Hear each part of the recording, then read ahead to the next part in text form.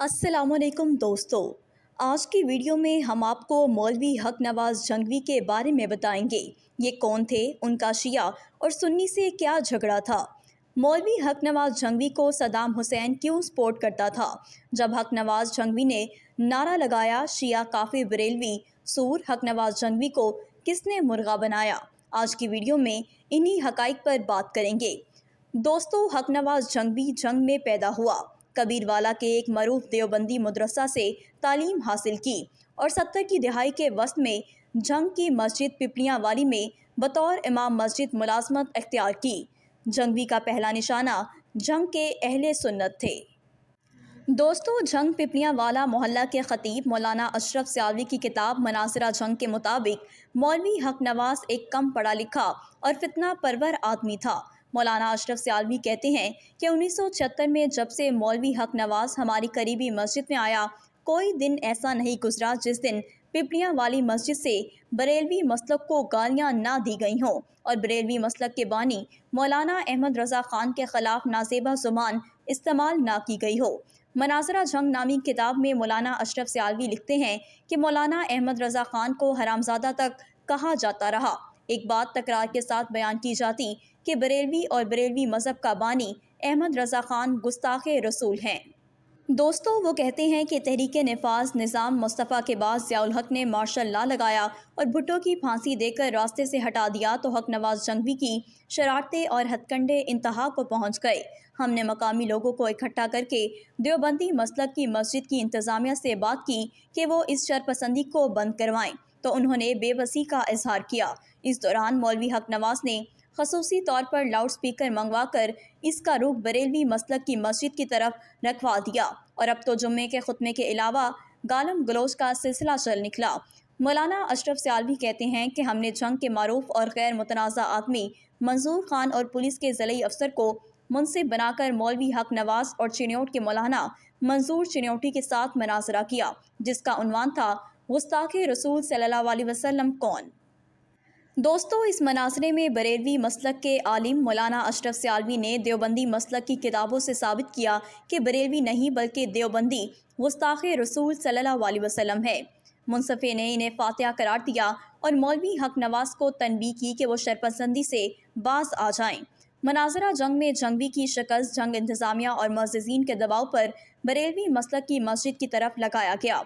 Loud speaker भी हटा लिया गया और गलीज़ ज़ुबान का इस्तेमाल भी बंद हो गया। मौलाना अशरफ सियालवी लिखते हैं कि इस वाक़े के बाद मौलवी हक नवाज़ ने शिया मसलक को निशाना बनाना शुरू कर दिया।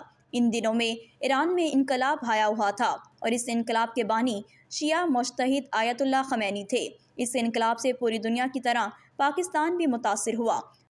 दोस्तों, इसके बाद पाकिस्तान में हर शख्स की ज़ुबान पर ईरानी शिया मुज्तहिद का नाम था कि लीडर हो तो आयतुल्लाह ख़मैनी जैसा।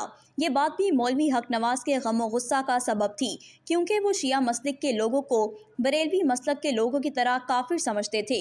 ये बहुत तवज्जो तलब है कि मौलवी हक नवाज़ बरेलवी मसलक के लोगों को गुस्ताखे रसूल सल्लल्लाहु अलैहि वसल्लम होने की वजह से काफिर समझते थे और शिया मसलक के लोगों को गुस्ताखे सहाबा होने का इल्ज़ाम देकर काफिर समझते थे। जंग में बरेलवी, देवबंदी, अहले हदीस और शिया मसलक की दर्जनों मसाजिद हैं जो सदियों से अमन और आतिशी के साथ रह रहे हैं, लेकिन पिपलियाँ वाली मस्जिद में जब से मौलवी हक नवाज़ जंगवी बतौर इमाम मस्जिद मुलाजिम हुआ, शरपसंदी और मसलकी इख्तलाफात ने दुश्मनी की सूरत इख्तियार करना शुरू कर दी। दोस्तों, हक नवाज़ जंगवी एक ही नारा लगवाता कि शिया काफिर बरेलवी सूर, देवबंदी नूर ही नूर। जंग के इलेक्शन 1988 के इंतखाबात में हक नवाज़ जंगवी ने फ़िरका वराना बुनियादों पर हिस्सा लिया, लेकिन नारा ये लगाया कि जंग के जागीरदार और वडेरे सब शिया सैयद और सयाल हैं जो सुन्नी आबादी के साथ ज़्यादती करते हैं, लिहाजा उन्हें वोट मत दो। जंगवी के इस नारे की तायीद जंग की ताजिर बरादरी ने की, जो कि मसलक के एतबार से देवबंदी थी। ज़ियाउल हक और जंगवी की तकफीरी जमात। हक नवाज़ जंगवी पर पंजाब के अक्सर ज़िलों में जाने और तकरीर करने पर नुक्से अमन के इल्ज़ाम में पाबंदी लगाई गई, लेकिन वो बुरका पहनकर और बाज़ दफ़ा देग में छुपकर मुख्तलिफ शहरों में पहुंच जाते थे और कई बार गिरफ्तार भी हो चुके, जेल में रहे और जहां शिया मसलिक बिलखसूस सैयद ख़ानदान से ताल्लुक़ रखने वाले पुलिस ऑफिसर तैनात होते, वो मौलवी हक नवाज़ जंगवी को मुर्गा बना देते और कान पकड़वा कर चित्रोल भी खूब करते। دوستو، ایک دفعہ تو کہا جاتا ہے کہ کسی تھانے دار نے حق نواز جنگوی کی ناک میں باقاعدہ نکیل ڈال دی تھی۔ ان واقعات کو دیکھتے ہوئے بظاہر اس خیال کی نفی ہوتی ہے کہ صدر پاکستان اور martial law administrator general Zia ul-Haq مولوی حق نواز جنگوی کی براہ راست یا بالواسطہ سرپرستی کر رہے تھے۔ یہ سوال بھی موجود ہے کہ یہ کیسے ہو سکتا ہے کہ ایک ایسا آدمی جس کی سرپرستی براہ راست ملک کا صدر وہ بھی عامر کر رہا ہو اور اس کو آئے روز پولیس نہ صرف تنگ کرتی ہو بلکہ اس کو نکیل تک ڈال دیتی ہو۔ دوستو، اس معاملے کا دوسرا رخ یہ ہے کہ ضیاء الحق نے براہ راست سپہ صحابہ کو جنم تو نہیں دیا، لیکن ایسا ماحول ضرور فراہم کیا جس میں سے ایسے گروہ ابھر کر سامنے آئے اور مختصر مدت میں پاکستان کے طول و عرض میں پھیل گئے۔ مولانا جنگوی کا قتل۔ دوستو، فروری 1990 میں حق نواز جنگوی کو اس وقت قتل کر دیا گیا جب وہ خصہ پہنے اپنے گھر کے دروازے پر ایک شادی کی تقریب میں جا رہے تھے۔ اس دوران شادی کی وجہ سے محلے میں شور تھا جس کی وجہ سے کسی کو پتہ ہی نہیں لگا۔